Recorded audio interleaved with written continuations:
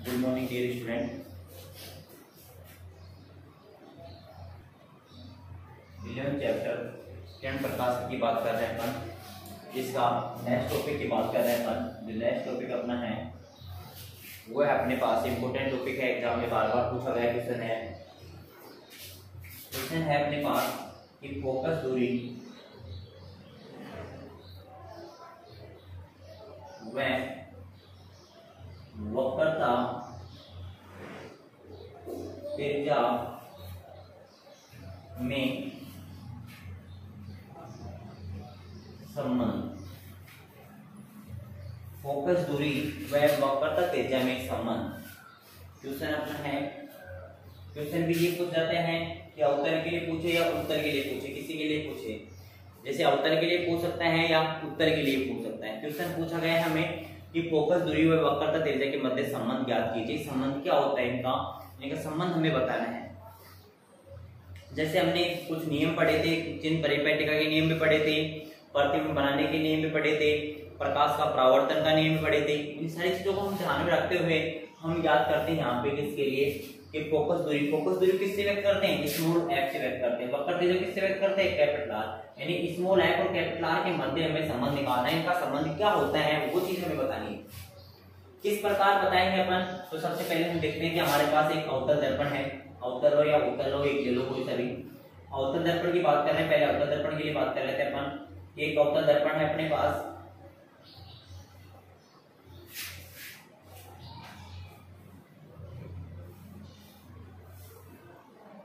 अवतल दर्पण M1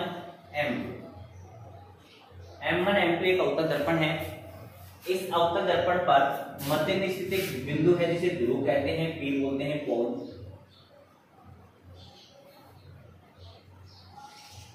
ध्रुव है, ध्रुव से गुजरने वाली एक रेखा होती है जिसे मुख्य अक्ष कहते हैं हम। अब यहाँ क्या होता है, सबसे पहले बात करते हैं कि अवतल हो या उत्तल हो कि एक वस्तु है अपने पास, ए बी वस्तु है। दर्पण के सामने कुछ दूरी पर हमने एक ए बी वस्तु रखी गई है। ए बी वस्तु बोलते हैं इसको, वस्तु बोल सकते हैं इसे और बिंब भी बोल सकते हैं इसे। वस्तु या बिंब हम इसे कह सकते हैं। ए बी एक बिंब है या वस्तु है अपना, जो मुख्य अक्ष के ऊपर रखा गया है। किसके सामने है, दर्पण के सामने। अब इससे एक प्रकाश की किरण जाती है। यहां से जाने वाली जो प्रकाश की किरण होती है उसे आपतित किरण कहते हैं। जो वस्तु से निकल के जो प्रकाश की किरण जाती है उसे हमेशा आपतित किरण कहते हैं।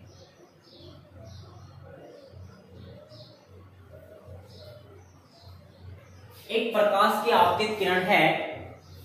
ये आपतित किरण के यदि नाम दें तो हम यह कह सकते हैं कि दर्पण पे O बिंदु पे काट रही है, तो O भी एक आपतित किरण है। O भी क्या है, यहाँ पे एक आपतित किरण है। प्रकाश की आपतित किरण O भी है। प्रकाश की आपतित किरण O भी दर्पण के बिंदु O पे टकराती है।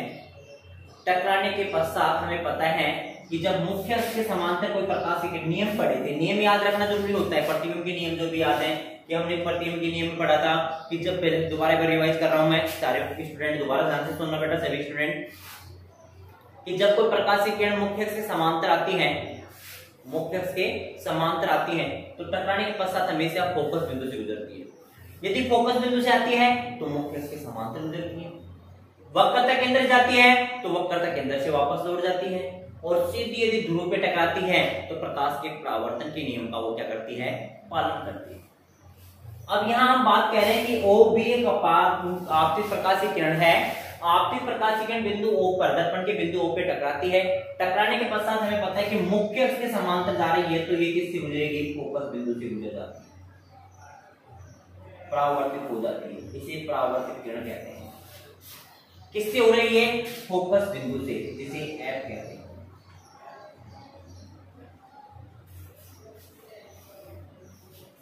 यदि बिंदु O को केंद्र मानकर एक अभिलंब डालते हैं अपन, एक लंब डालें बिंदु O को केंद्र मानकर, तो वो लंब हमारा वक्रता केंद्र से गुजरता है,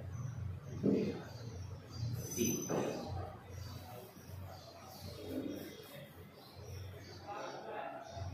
वक्रता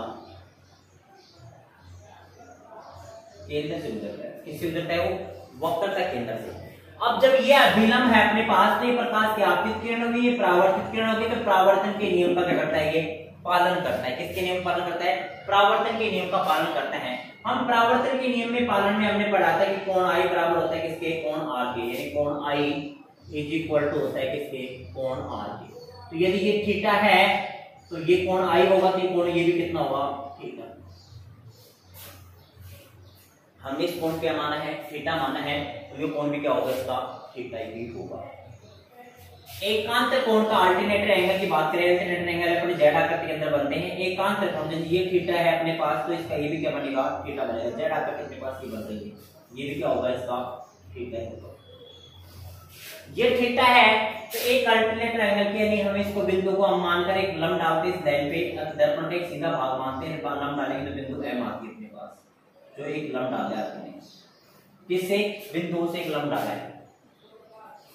एक जेड आकृति और बन रही है अपने पास, ये जेड आकृति, ध्यान से देखने पर मैं पेन, जहां मैं पेन घुमाता हूं वहां पे एक जेड आकृति और बन रही है अपने पास इस प्रकार। ये पूरी जेड आकृति बन रही है, बन रही नहीं बन रही? ये थीटा और ये थीटा और ये जेड आकृति पूरी बन रही है। ये कितना हो गया?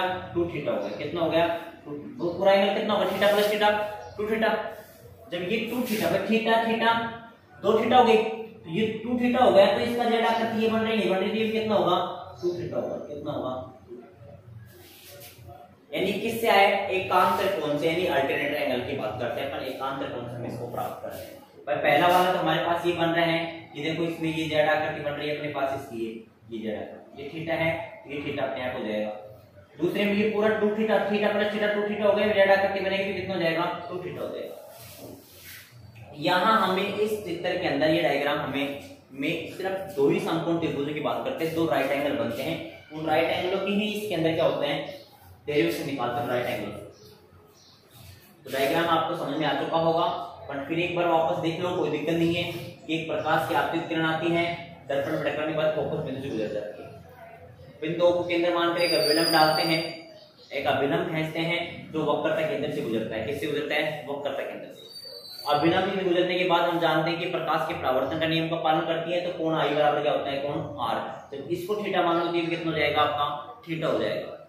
एकांत कोण के नियम से ये थीटा है, तो ये भी कितना होगा? थीटा। एकांत कोण के नियम से थीटा प्लस थीटा कितना होगा? 2 थीटा, तो ये भी कितना हो जाएगा? 2 थीटा। बिंदुओं को केंद्र में, बिंदुओं से हम क्या करते हैं? लंब डालते हैं मुख्य अक्ष के ऊपर, जो बिंदु M पर काटता है। क्या काटता है? बिंदु M पर। इसमें समकोण त्रिभुज 2 बन रहे हैं, एक तो समकोण त्रिभुज बन रहा है OMC, एक बड़ा समकोण त्रिभुज बन रहा है, एक छोटा बन रहा है OMF। 2 समकोण त्रिभुज बन रहे हैं। इन 2 समकोण त्रिभुजों से हम क्या करते हैं? इसका हल ज्ञात करते हैं। तो सबसे पहले कोई सा भी ले सकते हैं, हम छोटा लो या बड़ा लो, कोई सा भी समकोण त्रिभुज हम ले सकते हैं। इसमें भी आपको बात ध्यान रखनी है कि मुख्य अक्ष ध्रुव से और फोकस बिंदु की जो बीच की दूरी होती है वो फोकस दूरी बोलते हैं, स्मॉल f बोलते हैं। हमें ये भी पता है कि ध्रुव से और वक्रता त्रिज्या के बीच की दूरी होती है, वक्रता केंद्र की जो बीच की दूरी होती है उसे वक्र त्रिज्या r कहते हैं। हमें ये भी पता है कि ध्रुव से और जहां वस्तु रखी होती है उसे u कहते हैं, u। उस दूरी क्या कहते हैं बेटा? u कहते हैं। अब बात यहां से हम बात करते हैं बेटा कि 2 समकोण त्रिभुज बन रहे हैं अपने पास, एक बार तो OMF ले लो या OMCO ले लो, कोई सा समकोण त्रिभुज ले लो। हम बात करते हैं समकोण त्रिभुज, समकोण त्रिभुज OMC से। 10th क्लास के अंदर हाइट एंड डिस्टेंस यानी ऊंचाई और दूरी वाली एक प्रश्नावली थी अपने पास, साइन थीटा कोस थीटा में पढ़े होगे आपने, जहां एक एंगल और एक भुजा दी होती है, एक कोण और एक भुजा दी होती है, हम अन्य भुजाओं का मान आसानी से हम ज्ञात कर सकते हैं। इसमें भी एक कोण और एक भुजा का मान हमारे पास है, तो अन्य भुजाओं का मान हम आसानी से ज्ञात कर सकते हैं। तो हम इसमें किसका सूत्र लगाएंगे? tan थीटा सूत्र लगाएंगे। tan क्यों लगाएंगे? क्योंकि हमें थीटा दिया और थीटा के सामने भुजा लंब हो गई और बची हुई समकोण सामने भुजा क्या होगा? कारण हमारे पास आधार हमें दिया हुआ है, तो हम इसमें किसका लगा देंगे? लंब और आधार किसमें आता है? tan में आता है। किसका सूत्र लगाएंगे इसमें? tan का। हम कहेंगे कि tan theta is equal to होता है लंब बटे आधार, लाल बटा कक्का LAL बटे KA। याद है लाल बटा कक्का 10th क्लास में पढ़ा है? तो यानी लंब बटे आधार एल का मतलब लंब, ए का मतलब क्या हो गया आधार। अब समकोण त्रिभुज में लंब और आधार हमें छांटना है। थीटा का मान तो हमारे पास कितना है, थीटा ही है। लंब के मान की बात करें तो थीटा के सामने भुजा क्या कहलाती है, लंब कहलाती है, यानी ओ एम क्या कहलाएगी इसकी, लंब कहलाएगी। ओ एम क्या कहलाएगी इसकी, लंब। तो हम कह सकते हैं यहां से क्या बेटा कि लंब बराबर ओ एम। परंतु हमें ये भी पता है कि दर्पण को हम सीधा भाग माना जाए, सीधा कर दिया जाए, बिंदु एम कहां आ जाएगी, बिंदु ओ पर, बिंदु पी पर। तो यानी हम कह सकते हैं यहां पे बेटा साथ साथ में ध्यान रखना कि बिंदु एम बिंदु पी पर संपाती है। संपाती का मतलब उसके ऊपर स्थित है। संपाती पढ़ा हुआ अपन ने 10th क्लास में, ये नियम पढ़ा होगा अपने, संपाती, प्रतिच्छेद रेखा और समांतर रेखा, तीन यानी रेखागणित के अंदर पढ़ा होगा, ग्राफ में पढ़ा होगा, संपाती, प्रतिच्छेद और समांतर रेखा। तो संपाती यानी बिंदु एम है जो किसके ऊपर है, पी पर संपाती है, तो हम पी भी बोल सकते हैं इसे। तो हम इसे हम ये भी कह सकते हैं कि लंब क्या हुआ इसका, ओपी भी कह सकते हैं। क्या कह सकते हैं बेटा इसे, ओपी, यानी ओएम भी कह सकते हैं क्योंकि बिंदु एम कहां से जाएगी, पी पे, तो ओपी भी हम इसे कह सकते हैं। आधार की बात करें, समकोण के सामने भुजा क्या होती है, कर्ण होती है, बची हुई आधार। आधार बात करें तो एमसी हो गया, आधार क्या हो गया, आधार की बराबर एमसी। परंतु बिंदु एम बिंदु पी पर क्या है, समपाती है। क्या है बेटा, समपाती। तो इसका मतलब हम इसे क्या कह सकते हैं, पीसी भी कह सकते हैं। बिंदु पी कहां है, एम कहां है, पी पर, पीसी भी हम इसे कह सकते हैं। मान रखेंगे तो हम कहेंगे tan theta is equal to, बोलो बेटा, ओपी लंब बटे आधार क्या है, पीसी। tan थीटा लगभग बराबर है थीटा के, तो हम इसमें थीटा बराबर कह सकते हैं ओपी बटे में पीसी। समीकरण नंबर 5। इसी प्रकार समकोण त्रिभुज दूसरा लेंगे अपन, समकोण त्रिभुज एम एफ ओ, छोटा बड़ा ले लेंगे समकोण त्रिभुज, पहले बड़ा ले लिया, हम क्या ले लेंगे इसमें छोटा। समकोण त्रिभुज ओ एम एफ से वही tan थीटा बराबर लंब बटे आधार, परंतु हमें ये पता है बेटा कि थीटा मान क्या है, 2 थीटा है। थीटा मान क्या है बेटा यहाँ पे 2 थीटा, तो इसमें थीटा क्या रखा जाएगा, 2 थीटा रखा जाएगा। लंब और आधार की बात करें तो लंब का मान देखेंगे तो थीटा के सामने बचा लंब वही ओएम होगी, और ओएम को हम क्या लिख सकते हैं, ओपी लिख सकते हैं, क्योंकि बिंदु एम कहां से रह जाएगा, पी पे संपाती होगा। जब लेंस फॉर्म में क्या दर्पण को पूरा पूरा भाग माना जाए तो बिंदु कहां होगी, एम बिंदु पी पर क्या होगी, संपाती होगी।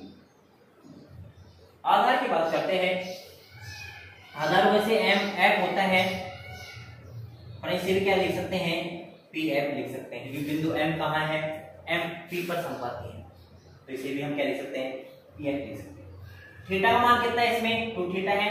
मान रखेंगे क्या बनेगा बेटा अपने पास बनेगा tan 2 theta is equal to OP बटे में पी एफ। ठीक, जब tan थीटा 2 थीटा लगभग बराबर होगी इसके 2 थीटा, जब थीटा लगभग बराबर है तो tan थीटा लगभग बराबर थीटा के, तो tan 2 थीटा किसके बराबर होगा, 2 थीटा के बराबर होगा। 2 थीटा यहां रख देंगे, इसके बनेगा बेटा 2 theta is equal to OP बटे में पी एफ। थीटा का मान समीकरण नंबर 1 में है कि नहीं है, गिरा इक्वेशन, इसको 2 दे सकते हैं, हम कह सकते हैं कि इक्वेशन 1 एंड 2 से थीटा का मान आगे रखेंगे, क्या बनेगा बेटा 2 इंटू में, बोलो बेटा, ओपी बटे में पीसी बराबर ओपी बटे में पीएफ। ओपी से ओपी कैंसिल, ऊपर कितना बच गया, 2 बटे में पीसी बराबर 1 बटा पीएफ, बच्चे गुणा कर दो बेटा, क्रॉस मल्टीप्लाई करोगे तो हमारे पास क्या बनेगा,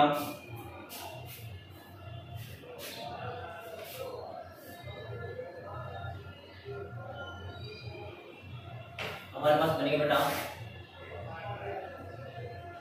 PC बराबर 2pm। अब हम यहाँ पे इनका मान देखते हैं कि PC का मान क्या है। PC का मान परिभाषा में पढ़ते थे अपन कि वक्रता केंद्र में ध्रुव के मध्य की दूरी को वक्रता त्रिज्या कहते हैं। बोलो कहते हैं नहीं कहते? यानी P और C का मान, सभी दूरियां कहां से नापी जाती हैं? ध्रुव से नापी जाती हैं। P से चलोगे C की ओर तो किस में आएगा? माइनस में आएगा। चिन्ह परिपाटी का इनमें से किस में लिया जाएगा इसका मान? माइनस में। यानी PC का मान क्या होगा? Minus capital R। माइनस क्यों लिया गया? चिन्ह परिपाटी के अनुसार, क्योंकि आपतित किरण के विपरीत सभी दूरियां कहां से नापी जाती हैं? ध्रुव से। ध्रुव से चलोगे इधर चल रहे हो C की ओर, C की ओर चल रहे हो तो आपतित किरण के विपरीत दिशा में हुए, आपतित किरण के विपरीत दिशा में होने पर चिन्ह कैसा ले जाएगा? इसमें माइनस का ले जाएगा। दूसरी हमारे पास क्या है? PF। ध्रुव और फोकस बिंदु के बीच की दूरी क्या कहते हैं? फोकस दूरी पढ़ा है, परंतु इसको ध्रुव को कहां से नापेंगे? ध्रुव से नापेंगे। कहां आओगे? फोकस बिंदु पे आओगे तो किसमें आएगा? इसका मान भी -8 में लिया जाएगा। रख देंगे बेटा, क्या बनेगा बताओ? -8 is equal to -2f, minus minus cancel, r is equal to 2f। एक तो बात हम ये कह सकते हैं कि वक्रता त्रिज्या फोकस दूरी की क्या होती है? दुगनी होती है। 2 से गुना हो रही है तो कितनी होगी? दुगनी। एक बात यहां से हम ये भी कह सकते हैं, इसका q का पक्षांतर करें तो f is equal to r/2। यानी एक बात हम यहां से ये संबंध आ गया कि फोकस दूरी वक्रता त्रिज्या की क्या होती है? आधी होती है। यानी दो संबंध हो गए अपने पास। एक में तो हम ये बोल सकते हैं कि वक्रता त्रिज्या और फोकस दूरी क्या होती है? दुगनी।